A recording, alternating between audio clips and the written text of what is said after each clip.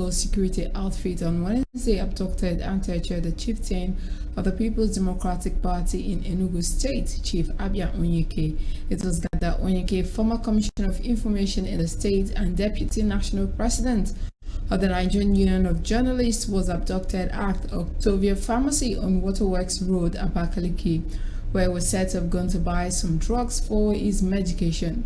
While at the pharmaceutical stores, it was said that two FT armed men suspected to be Agada members walked in, bundled him onto their Sienna bus and whisked him away. However, the victim, who is a key spokesperson for the PDP governorship candidate in the 2023 general election in Ebonyi State, Dr. Ifeanyi Odili, was reportedly taken to the office in Abakaliki, where he was ordered to take off his clothes and was brutally beaten up until call came up for his release. Some suspected hoodlums in the early hours of Thursday burnt an office of the Independent National Electoral Commission at Iyano Mortuary 2 in Abeokuta, Ogun State capital. The hoodlums, numbering about 8, reportedly scaled the perimeter's fence, jumped into the premises and set the INEC building on fire from the back.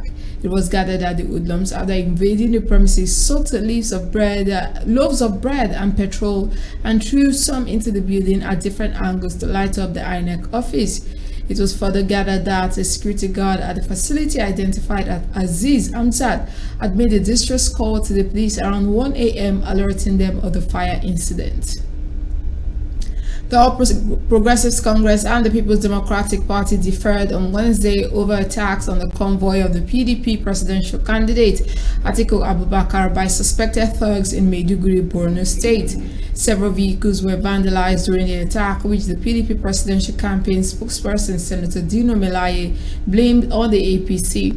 However, the director of media and publicity for the APC Presidential Campaign Council, Bayo Ononuga, said the attack could be as a result of the infighting in the Borno State chapter of the PDP, insisting that the APC had no hand in the violence.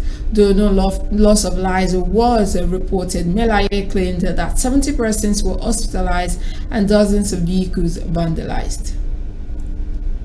A police inspector, Ben Thompson, and an official of the Lagos State Traffic Management Authority, Caleb Akirele, have been hospitalized after they were allegedly assaulted by two bus drivers who were dressed in military camouflage along the Eko Bridge. The drivers were reportedly conveying passengers on a one-way route from Costain to Ijoro Olokpa in commercial buses when they were accosted by traffic officers. The officers reportedly ordered them to turn back, which started an argument.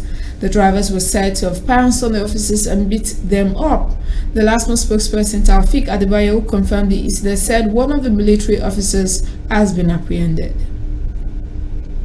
The Ogun State Governor Dapo Abiodun Wednesday disclosed that Gasoline Integrated International expressed its readiness to build a 3 billion naira refinery in Tongeji Island, Ipokia local government area of the state. The Governor Chief Press Secretary Kule Shomore, in a statement, disclosed that the chairman of the company, Dr. Lukman Bolaji, said the refinery, when completed, would be refining 400,000 liters of crude oil into petrol per day.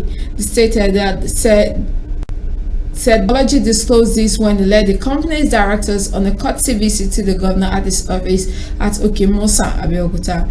He noted that the firm was into upstream and mainstream and had acquired an oil block at Tongeji Island. The Asset Management Corporation of Nigeria recovered a total of 307 billion naira debts between 2020 and 2021.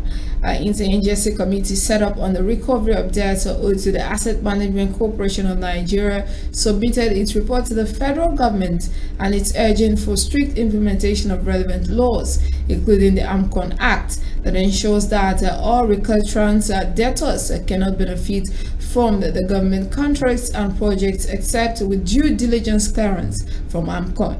Members of the committee, led by its chairman, Professor Bolaji Owonosoye, SAN, who is also the chairman of the Independent Corrupt Practices Commission, stated that they submitted its interim report to the Vice President Yemi Oshibajo on Wednesday at the Presidential Villa.